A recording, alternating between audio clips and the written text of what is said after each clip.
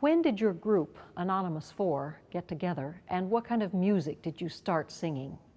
We first got together in 1986, and the idea was to try the close-voiced medieval polyphony for higher voices, for women's voices. Pretty much everywhere that we knew of, with maybe a couple of European exceptions, this kind of repertoire, 12th, 13th, 14th, early 14th century polyphony, was being sung by male groups. But the polyphony is so tightly voiced at that time, it's long before our SATB concept, that any group of close voices can actually manage it very nicely. And we found, just in experimenting with it, that those crisscrossing lines, those tightly packed lines, actually sounded clearer and more discernible at a higher pitch. You performed all over the world, I believe. Yes, we've been very fortunate to be able to travel to quite many far and wide type places. And we find audiences for what we do in the oddest places. In Japan, they seemed crazy about it, and we had no idea how it got there. When did Anonymous Four actually start singing the music of Hildegard of Bingen? Well, we started thinking about it in 1986, probably early 1987. But we made a deliberate decision not to pursue it then. To sing it in unison with a small group in unison it's like tightrope walking. It's very, very delicate, dangerous, exposed, because you don't just have to sound alike, you have to actually think alike with a unity of intent, as we call it. And we didn't quite have that yet right at the beginning. We really knew that. That was going to take a little bit of work, a little bit of being together. So we just put Hildegard on hold. And then it was probably 1993 when we started working up our first program, 11,000 Virgins. As a singer, what do you find most challenging about Hildegard's music? Well, as a chamber singer, the greatest challenge is the unity of intent, to figure out an approach to each syllable, word, phrase, section, piece, on all those levels, and have every singer agree. And without that agreement on how everything goes, it's just going to sound like four people making the same sounds at the same time, but it's not going to have that greater than the sum of its parts sound. So most of our time, and the greatest challenge, is all the time discussing, figuring out how each phrase goes. Where's the crest? Where's the rise? Where's the fall? It was said that when Hildegard performed, she heard both the music and the words simultaneously. So do you as a group stress the words more or the melody more? Oh, it's definitely the text. The text drives everything. When I first read about that it was amazing how Hildegard said herself that she received it whole, but that's not really that surprising. Singer-songwriters who don't know how to read music very often write songs this way. The hook or whatever, the concept, the melody plus the text come as a piece of a piece because they don't have note symbols in their mind. They have sounds, they have phrases, they have gestures. And for Hildegard to do that makes perfect sense, but the driving force is absolutely the text, no question.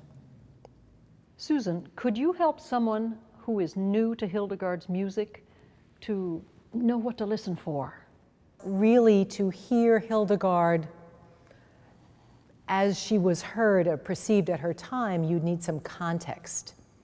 So I would advise someone coming to this to listen to some plain chant first.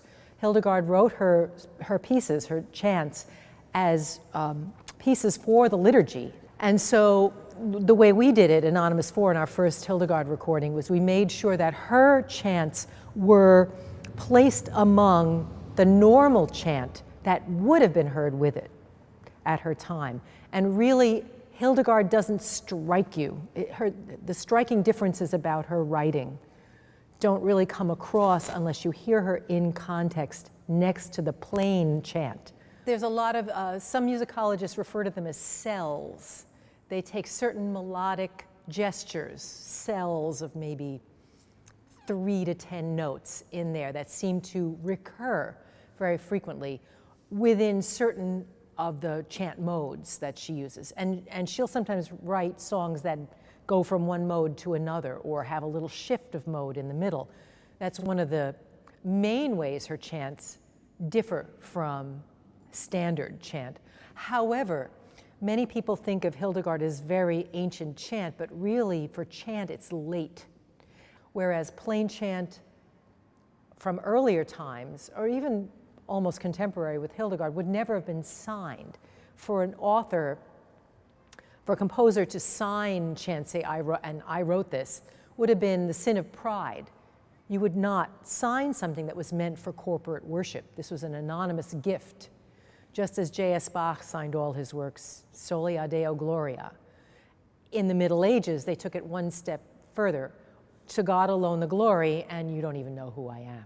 And these little melodic cells, gestures, and leaps are her trademark. But again, I say that if you listen to some of Hildegard's music next to, say, listen to some of her Ursula music, but then listen to some of the music for the canon of Virgin Martyrs, or Jesu Corona Virginum, the hymn, and just get to know how her little cells and gestures are a little more extreme in every way than typical chant composition of that time.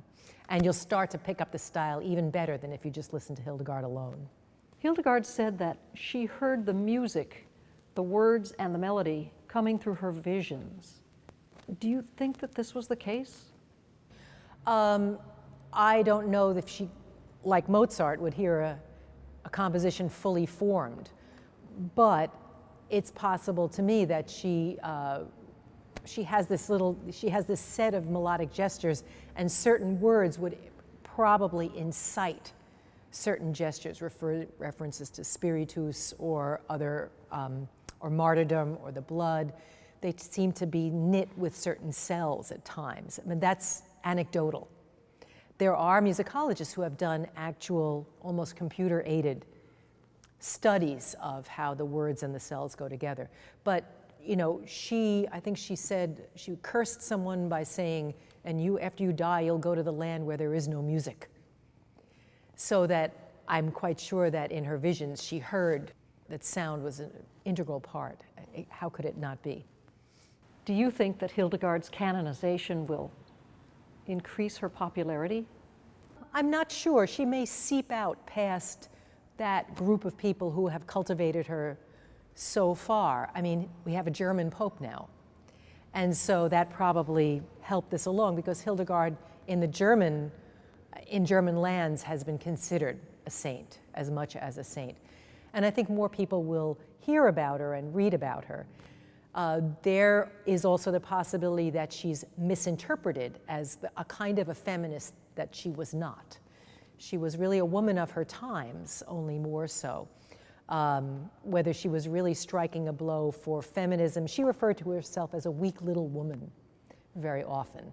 But then again, Queen Elizabeth I, addressing the troops at one time, said, "I know I have the body of but a weak and feeble woman, but I have the heart and stomach of a king." So was Hildegard also saying, weak and feeble woman, but you know what I can do when I get myself worked up.